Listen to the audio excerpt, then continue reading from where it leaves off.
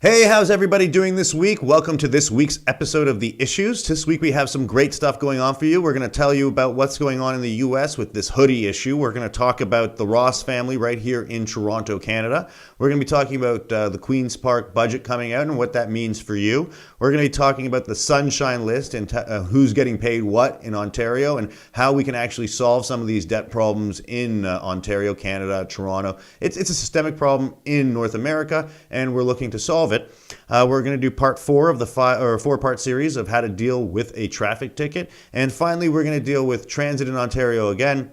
And we're going to talk about, overall, what's going on and how we can solve these problems. Now, first of all, I want to touch on Florida because approximately a month ago, a young man of black descent was traveling from the convenience store to home with a pack of Skittles and a soft drink in his hand, and it turns out that he suffered multiple gunshot wounds. Now, it's alleged as of recently that Zimmerman, who was the gentleman, part of the neighborhood watch, who shot him, was actually assaulted by him briefly before this incident happened. Now, information is still slow to come out, even though this incident is over a month old. But the truth of the matter is whatever happened, this shows why gun laws are so important. And it also, we have to remember that here in Canada, it's not so easy to get a gun. It's not so easy to walk around with it. And we should be grateful for that. But touching on another thing, I want to talk about the Ross family, because this is not the same, but different, but similar, and it all sort of ties in together. And what I mean by that is 2 plainclothes police officers, and you wouldn't be able to tell that these gentlemen are police officers unless, of course, you yourself were a police officer and you had seen them previously. And they show up at a house on the west end of Toronto by York University a few nights ago, and they knock on a door and they say to this gentleman, "We're looking for this person." The gentleman then tells them that this person is not there. Now, the police don't take this very well. My personal experience with the police is they do not like to be told when they're wrong. Now, the gentleman informed the police that he should go check with the condo manager and make sure, or the apartment manager, whatever it was, and make sure that he's at the correct unit. Now, the police in turn allege that this man assaulted them and in return assaulted them back. Now, I haven't seen any information on the police officers. What I have seen are pictures of the man's face. And the man's face looks a lot more damaged than his fists do. And what I mean by that is usually when you punch someone, you got a cut on your hand or you'll bruise your hand, maybe even break a finger. And it doesn't look like this gentleman even threw a punch from what I see. But at the same point in time, I wasn't there. Hopefully the neighbors in that community will speak out and talk to the police or the Office of the Independent Police Review Director or the SIU and try to actually hold someone accountable for this situation.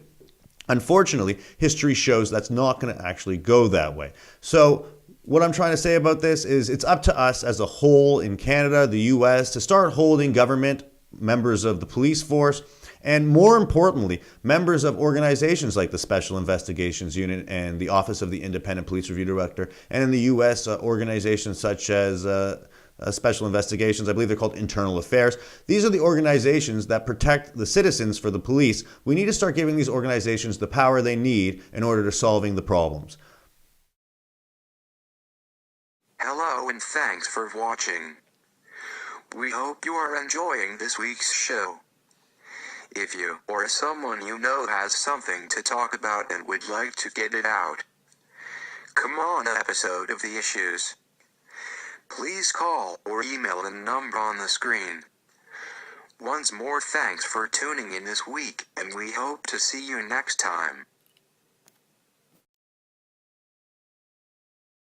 Hey everybody, thanks for tuning back in. Right now I want to talk to you about what's going on in Queen's Park and the budget that's about to affect Toronto, Ontario, and the greater area for the next year. And right now, basically, in Queen's Park, we have a liberal minority government, and we have a conservative government, which is basically the opposition. And then following that, we have the NDP, which is third in terms of seats in the parliamentary government. Now, the NDP and the Liberal are a little bit closer aligned than the Conservatives, so let's talk about the Conservatives first. Now, Tim Hudak, who is the leader of the Conservative Party for the province of Ontario, has basically said there's not a chance in HE double hockey sticks that he's going to support the provincial budget put out this week. Now, The reason for this is he's saying there's a job problem in Ontario, and there's other problems too, but he's right about the jobs issue. Right now there's about 500,000 people in Ontario and rising that are out of work, and this is something that the government definitely needs to investigate and deal with as soon as possible.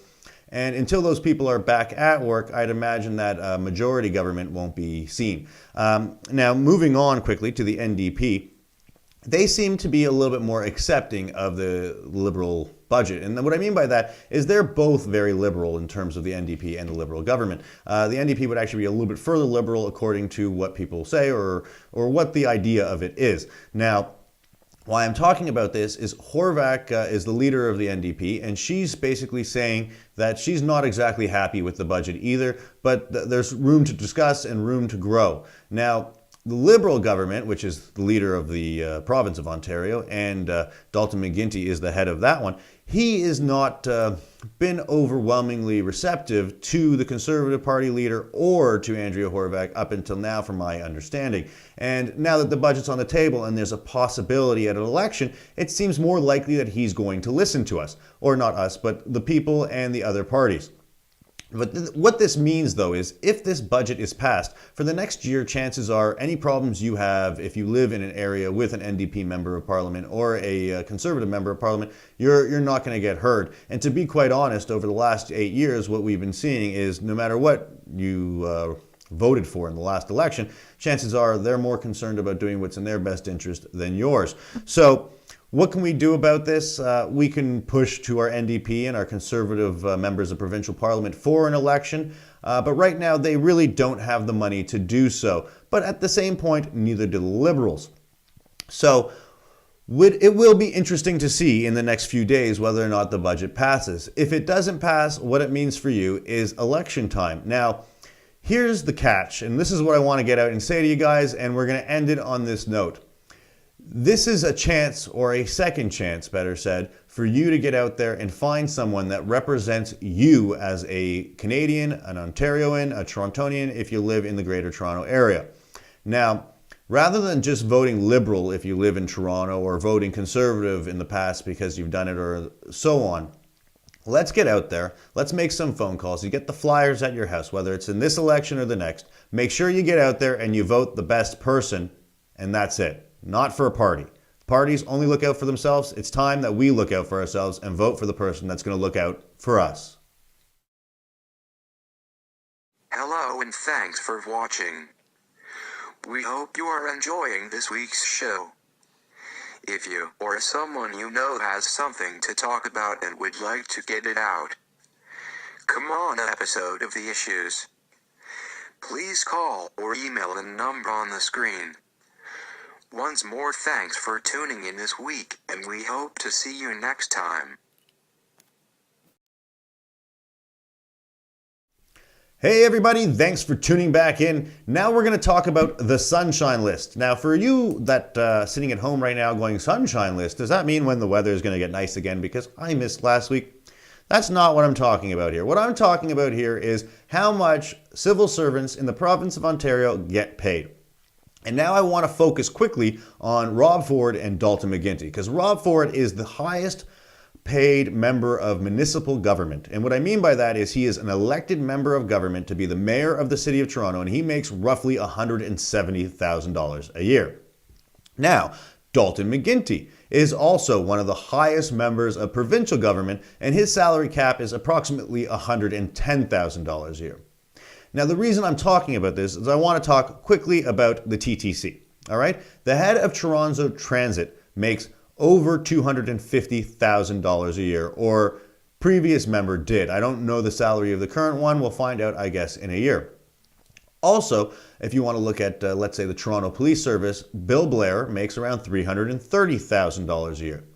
Now, what I'm trying to touch on here is I believe that Dalton McGuinty and Rob Ford's position in society is a lot more strenuous than the chief of police or the head of the TTC, even though the TTC is a very dilapidated program and it's hard probably to deal with the customers. The whole province of Ontario, however, deals with Dalton McGuinty. The whole city of Toronto deals with Rob Ford. And not everybody rides the subway, not everybody has interactions with the police, and that's what I'm sort of touching on is why is a Toronto Police Service member making more than the Mayor of Toronto? And this is basically what's bankrupting the province and the city. And I want to talk quickly about what I would have done or what I would do had I been in Rob Ford's position or Dalton McGuinty's position. And it's as simple as this.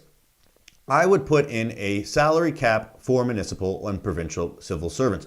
And I'm not saying that I would make it so that the chief of police is only subject to make $160,000 because that's the budget set forth by the Mayor of Toronto. What I would do is I would say that the chief of police can make $160,000, but rather than just giving him another 100 or 150,000, what we should do is encourage better workmanship. And the way I would do that is say your base is 160. If you get a 5% crime reduction over the next year, you get a $50,000 bonus. If you get a 20% increase in crime solved, you get another bonus. In terms of the TTC, ridership, if ridership goes up 20%, you get a bonus. If you get advertising revenue that increases this year, you get a bonus. This is what we have to start doing. Right now, it seems that if you did a bad job, we give you a great severance package or we send you home on pay leave. And that's a benefit for doing a bad job. And that's not the way we should be working. And that's what's bankrupting the province and the city. It's time we start worrying about people doing a bad job and getting rid of them. And the ones who are doing a good job, it's time to start giving them what they deserve. So make sure you get out there, make sure that you learn what these people are getting paid, how it affects you, and what the debt really means to you. Because ultimately, this is your city, this is your home. It's up to you to make it better. Hello and thanks for watching. We hope you are enjoying this week's show. If you or someone you know has something to talk about and would like to get it out, come on an episode of The Issues. Please call or email the number on the screen. Once more, thanks for tuning in this week, and we hope to see you next time. Hey everybody, thanks for watching again. Now we're going to do part 4 of the 4-part series on how to deal with the traffic ticket. And what we're going to talk about here is the appeals process and the 11B's process first, going on to a little bit more about the justice system.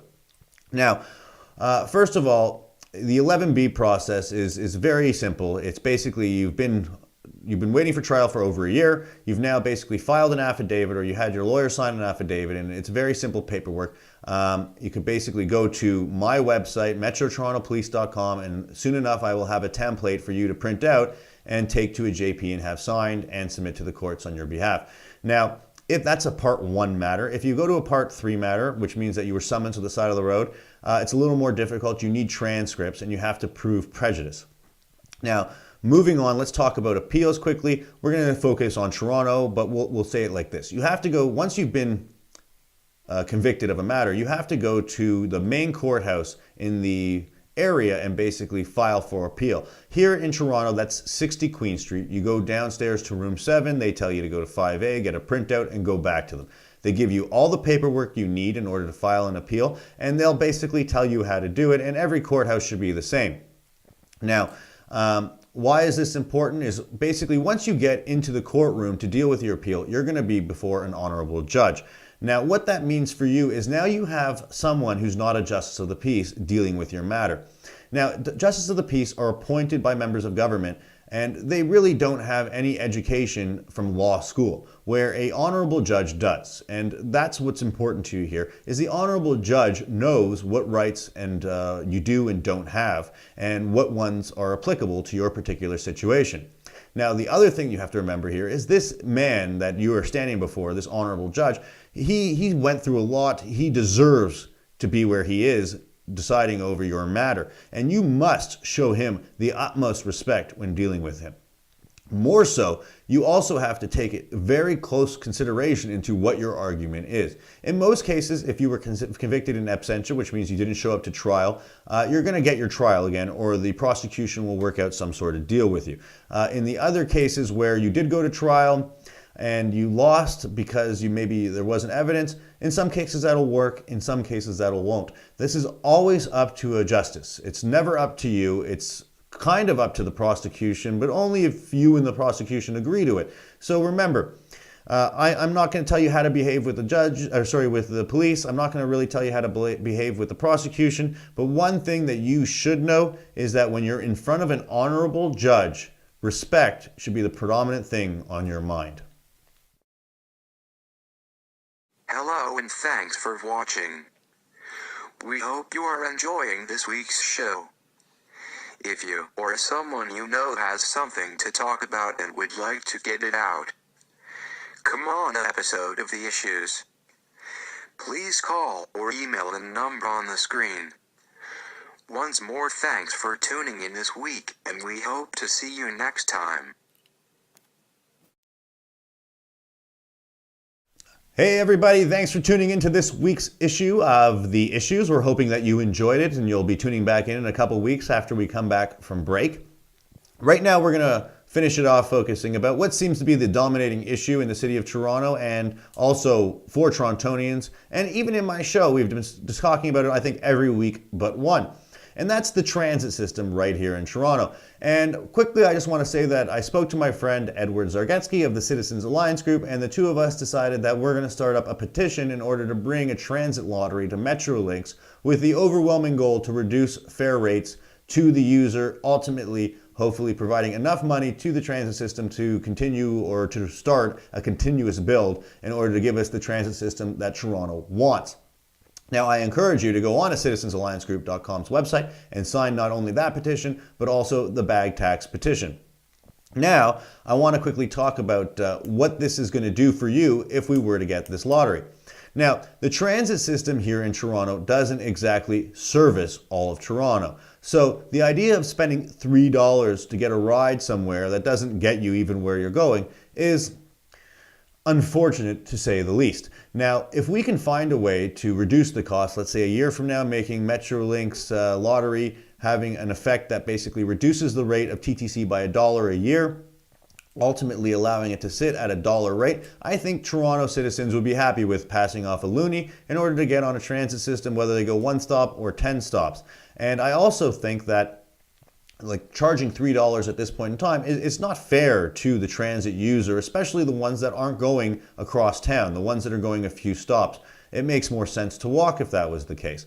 Now, Metrolinx is Ontario's transit committee. Basically, they deal with all of transit for Ontario. So this benefit won't just be to us here in Toronto. This will also be to Ottawa, Hamilton, Sudbury, wherever they have a bus or they have a subway or they have a streetcar, Metrolinx will be forced to basically give them $1. What we have to do is make sure that when we do build this lottery, if it ever comes to fruition, that we basically make it so that if there's 3 million people in Toronto and 1 million people in Ottawa, and these aren't actual numbers, I'm doing hypotheticals, but let's go back to that and go 2 million in Toronto, 1 million in Ottawa. Let's say the lottery brings in $1 million a year, hypotheticals again, then basically 2/3 has to go to Toronto and 1/3 has to go to Ottawa. It has to be based on per person, and that's how we make it fair, because basically you are the people that are going to be paying into the lottery, you are the people that should benefit from the lottery. So remember to get on the websites right now, get out there and sign your petitions. Otherwise, the next issue of The Issues will be coming to you in a few weeks, and there'll be a $100 Visa gift card giveaway on that issue. And the only way to win it is to sign up. So make sure you watch that issue of The Issues, and we look forward to seeing you then.